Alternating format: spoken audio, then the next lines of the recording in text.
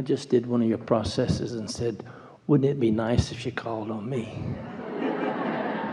And it was. Took all the resistance out of it, didn't it? Yeah, because I'd been worrying about it all day. And my question is about prayer. I pray about an hour a day. And about half of it is prayer of adoration, and half of it is prayer of supplication. And I've been wondering lately, the bottom line is it just a waste of my time? Not at all. Not at all. But think about it. In light of what we've been talking here today, this question could not have come at a better time, given what we've just been talking about. So there are prayers from the receptive mode. Those are those prayers of appreciation. Adoration and appreciation. And then there are prayers from need and fear and worry. Supplications. So those prayers are a waste of time. Yeah, I kind of thought that. It seemed like half my time I'm just sort of begging God. You know, I mean, people ask me, for example, would I pray for their family member who is sick? And you think, well, I'm basically begging God to intervene and do something for them. Well, here's the thing that we really want you to understand. Anytime anyone is asking for anything, it is given. Source answers every time. We wrote a whole book about it.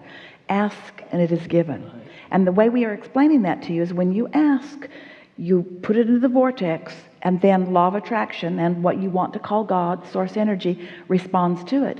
But the receiving of the blessing or the prayer or the result or the solution isn't about God withholding. It's about the recipient being in the receptive mode or not. And when you are in fear, you're not in the receptive mode. That's why sometimes it's very beneficial when someone who's all bound up and frightened over something can ask someone who's more removed from it to give it their attention, because you can offer a prayer of appreciation and you can ask for something. When you ask for something in a state of belief that it will be, it is. When you ask for something in a fear that it won't be, then it can't be. But it's not because God or source is holding out on you, it's that you're not letting it in. Okay. Isn't that nice to know? That's nice to know. We think the most powerful prayer that you could offer is one of appreciation. And you do it so easily. And when you are in appreciation, you're in the receptive mode. So here's a way to say it to you. Just pray in your appreciation. What is the word that you are using? Sometimes supplication, sometimes adoration. Adoration. When you are praying from your thankful, blessed feeling of adoration and appreciation, all your prayers can be answered. Right. So just only go there. Imagine if you could be thankful for the problem, the solution would come. When you're begging for the solution, you can't hear it. You got to be thankful for the problem, because it puts you in the place of asking. And if you're not asking, you cannot receive. But you got to ask and get into the receiving mode. You're following this, aren't you? So, do you have questions about how to go about it, or have you got that? I think I've got that. We think you do too. Yeah. I have a different question I might ask, though, unrelated to prayer. Yeah. A year ago, I was on vacation with my beautiful wife in Hawaii, and we were hiking in some rugged mountains, and I slipped and fell about 25 feet, broke both legs, so rugged that it had to be helicoptered out. And I was thinking, why did that happen? How did that happen? I had never thought about falling and breaking my legs and whatever. And when I think about it, I wonder if it's because last year, just before I retired, I was in a difficult conflict with the department head that I was very negative about, had a lot of criticism about. And I wondered if that negativity it could have started was some experienced as a fall, a break. It could have started some of the momentum about that. But there's something else that is bigger, and that is the helicopter came. Yes. The solution is always there, because you'd been asking about that. You've been questioning whether your prayers are bringing answers.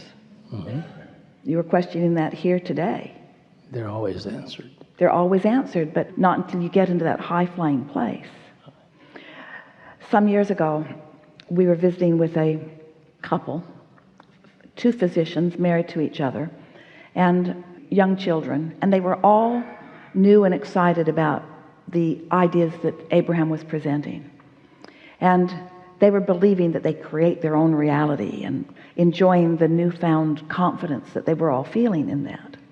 They lived out in the desert, and they had a private plane that they were flying in and out of this sort of remote place.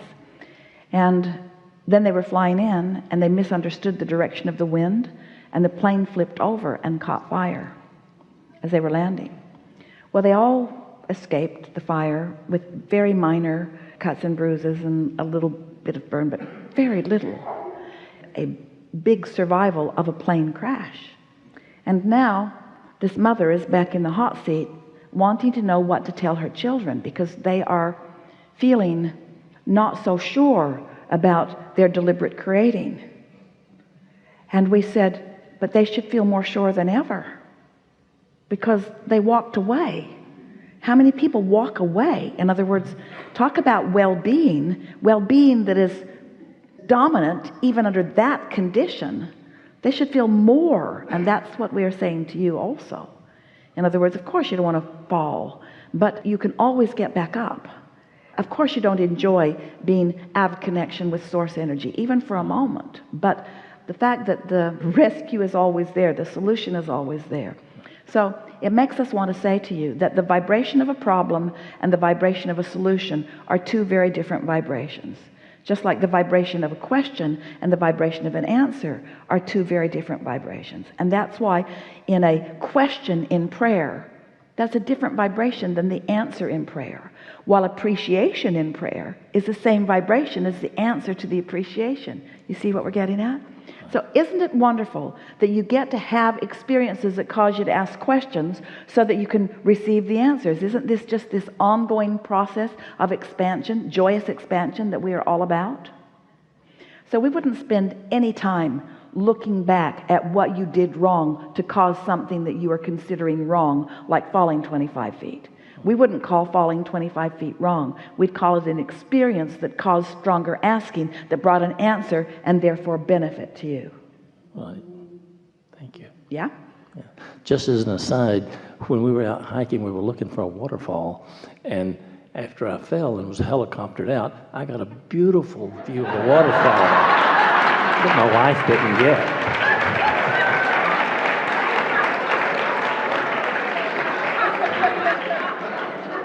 That's not something to kid about. That's all part of it. That's all part of it. This has been a wonderful day. So many new insights have come about as a result of who you are and what you're asking, and who you are and what you're asking, and who you are and who you are. We said it earlier, but we want to say it again. The universe has expanded dramatically as a result of this leading edge conversation that we have experienced here together today. It is our desire that you be easy about all things.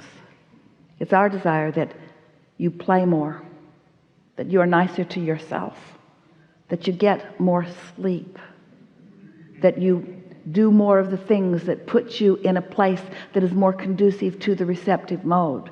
It is our desire that the receptive mode be the mantra or request of desire that you have on your tongue and in your mind for the next few days. Because we know, as a result of the basis that we've established here today, we can feel that you get this. As you practice it just a little bit, as you wake up knowing that you're new, and you look for good feeling thoughts in order to sustain it, and you accomplish more momentum from the receptive mode. And as a result of doing that, you get more ideas out of the vortex and more inspirations to act. And as a result of that, you'll rendezvous with more cooperative components, and you will see the evidence of this small effort of alignment.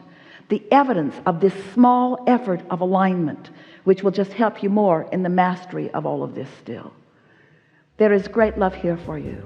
And as always, we remain happily and stubbornly in your vortex.